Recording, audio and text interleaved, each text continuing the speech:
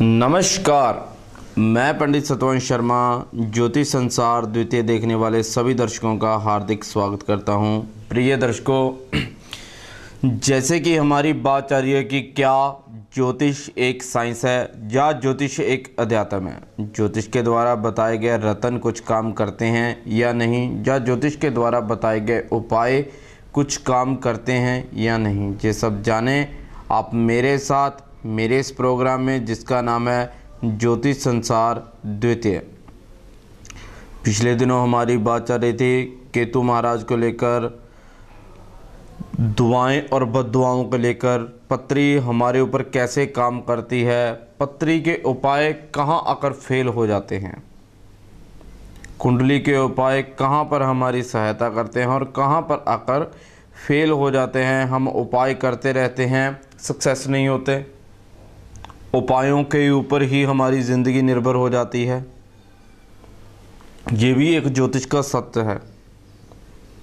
ये भी एक ज्योतिष का सत्य है जो मैं आज आपसे बात कहने जा रहा हूँ या करने जा रहा हूँ कि कभी कभी हमारी पत्री ऐसी हो जाती है कि उसे उपायों के सहारे ही ज़िंदा रहना पड़ता है और वही उपाय फेल हो जाते हैं। मान लीजिए किसी की पत्री में राहु खराब है, उसने नीला रंग छोड़ दिया, उसने नारियल छोड़ दिया, फिर भी ठीक नहीं हो रहा, तो उसके घर में कोई ना कोई राहु का सामान ऐसा पड़ा होगा, जैसे पुराने बल्ब, बंद घड़ियाँ, इलेक्ट्रॉनिक का कोई भी पुराना सामान, रेडियो, टेप रिकॉर्डर, जितने भी इलेक्ट्रॉनिक्स पुराने गैजेट्स होते हैं उसे राहु कहा जाता है। अगर नारियल और नीला रंग छोड़ने के बाद भी आप ठीक नहीं हो रहे तो जान लीजिए कि आपके घर में राहु कहीं ना कहीं किसी न किसी रूप में प्रवेश करके बैठा है। दीवार के ऊपर त्रेड़ का आ जाना, ये भी राहु की निशानी होती है। दीवार के ऊपर से कलर का उतरना, ये भी राहु की निशानी होती है।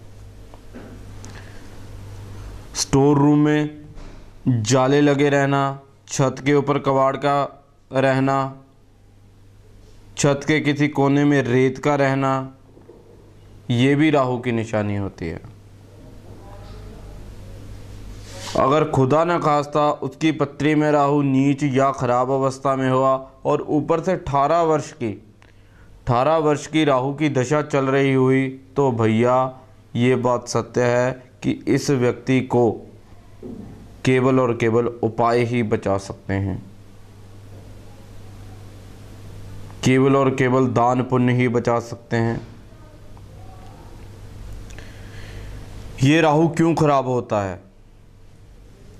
राहु तब खराब होता है जब हमारे कर्म खराब होते हैं। हमारे पिछले जन्मों का हिसाब किताब देने के लिए ये राहु हमारी पत्री में उच्च या नीच अवस्था में होता है।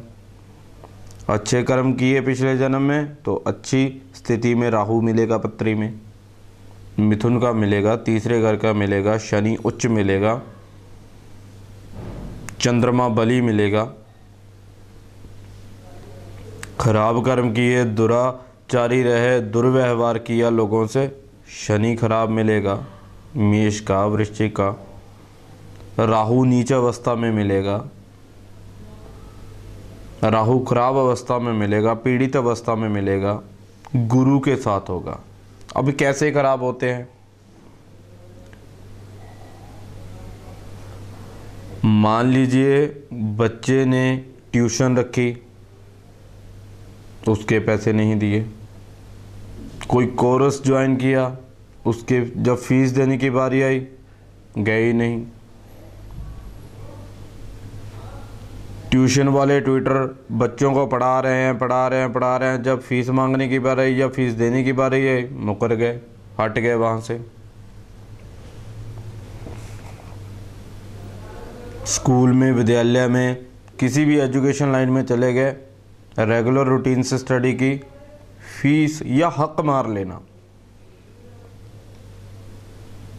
गुरुओं का, अध्यापकों का,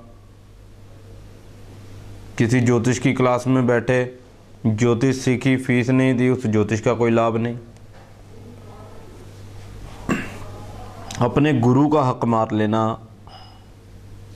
विद्या का उचित मूल्य, विद्या का तो चलो कोई मूल्य नहीं होता, लेकिन जितना भी सिस्टम के अकॉर्डिंग बना है, किसी को उसका पूर्ण रूप से पैसा ना देना, टीचरों का हक मारना, अध्यापकों का हक मारना, गुरुओं का हक मारना, क्या कर देता है?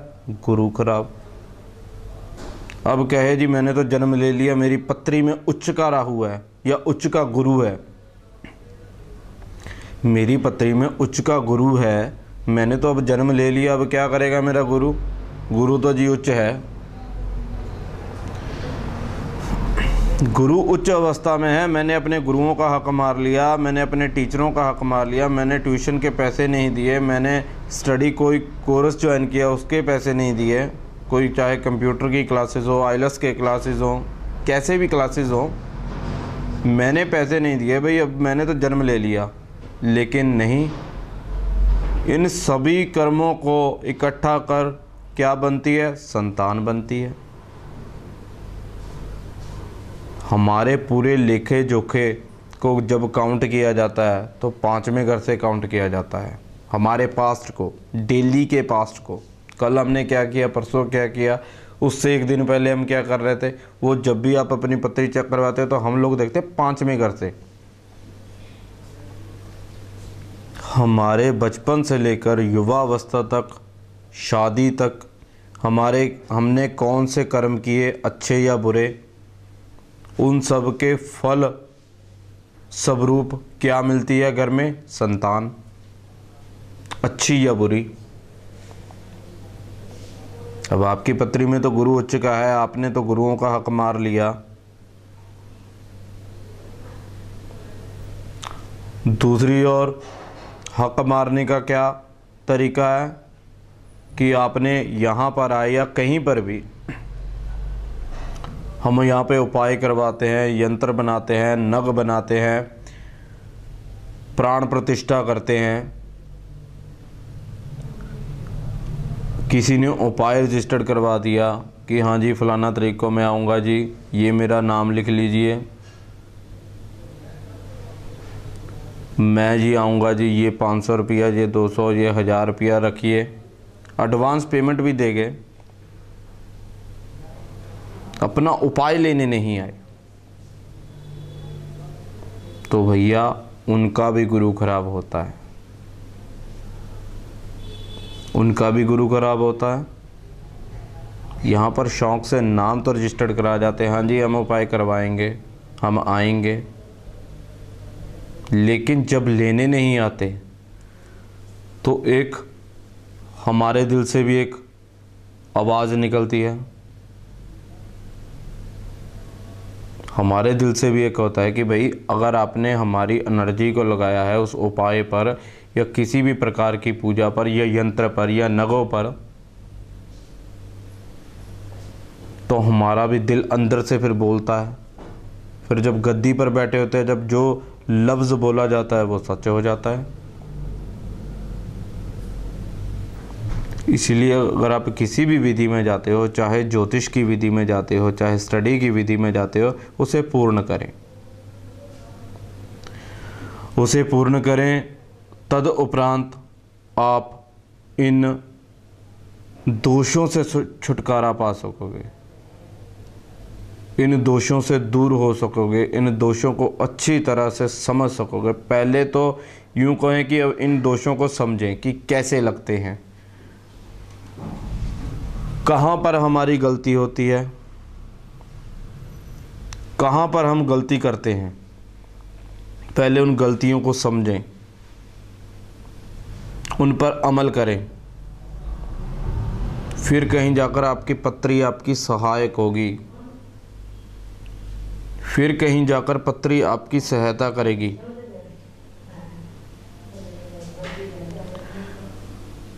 अन्यथा भैया अगर आप ऐसे दोष क्रिएट करते हैं, हमारा तो कुछ नहीं, हमारा क्या जाता है, हमने तो उपाय किया, रजिस्टर किया, नहीं आए भैया, हमने तो जल में वैसे ही गिरा देना है, आपके सारे ग्रह बंधे के बंधे रह जाते हैं। उसका परिणाम आपको कहाँ भोगना पड़ेगा? आपकी संतान के रूप में।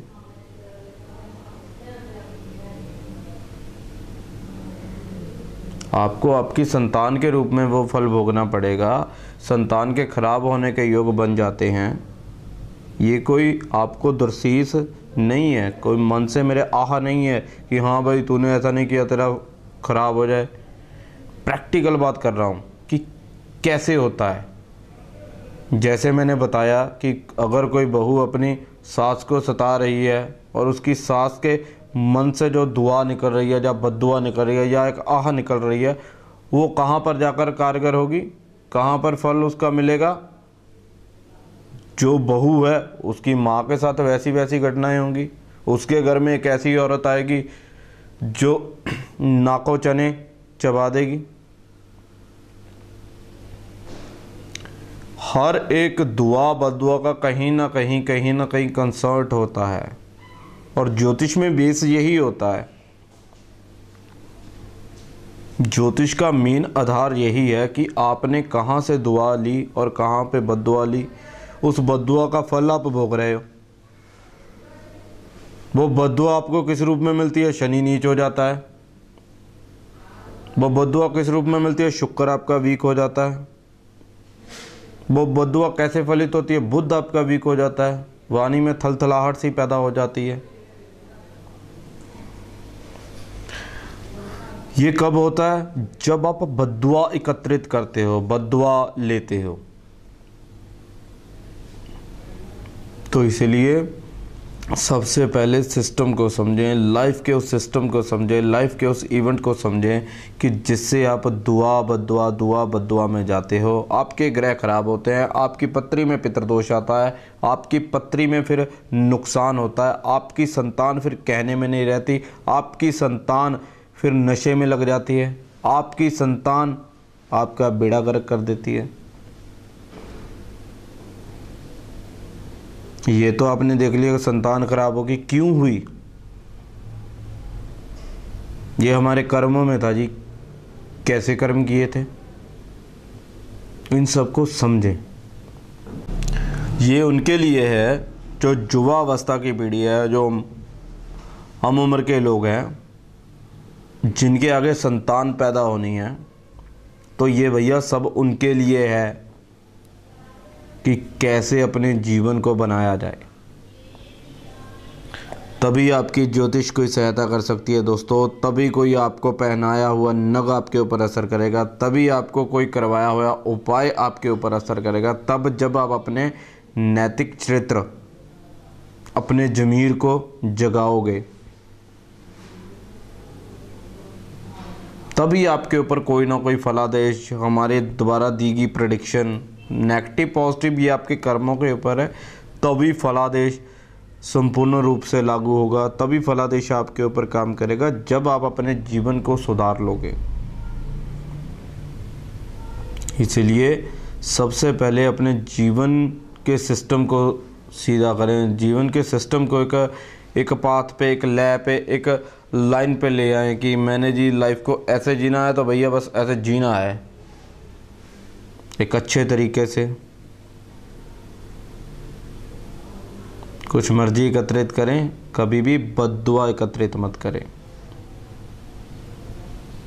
पितृदोष बनता है, फिर ढैया लगती है, 60 सती। ये ढैया, 60 सती, राहु केतु, पितृदोष, पितृश्राप, काल सर्प दोष, ये सभी जो हैं ये तभी हमें हमारे ऊपर नुकसान करते हैं जब हमारे कर्म खराब होते हैं, हमारा नैतिक चरित्र खराब होता है। तो सबसे पहले अपने आप को सुधारें। जैसे ही आप अपने आप को सुधार लोगे तो ये भी मेरा आपको आश्वासन है, ये भी मेरा आपको एक गारंटी है कि जैसे ही आप आपको सुधार लोगे तो ये राहु केतु शनि आपको कुछ नहीं कहेंगे,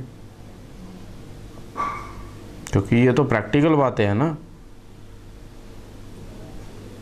तो इसी के साथ अब समय और इजाज़त तो नहीं दे रहा कि आपसे और बातें की जाएं, तो कल तक के लिए आज्ञा दीजिए। नमस्कार। हमारा पता नोट करें, हाउस नंबर 42, गली नंबर 1, नज़दीक श्री राम शरणम भवन, न्यू टीचर कॉलोनी, नवा शहर। Mobile number 9872065787। शुक्रिया।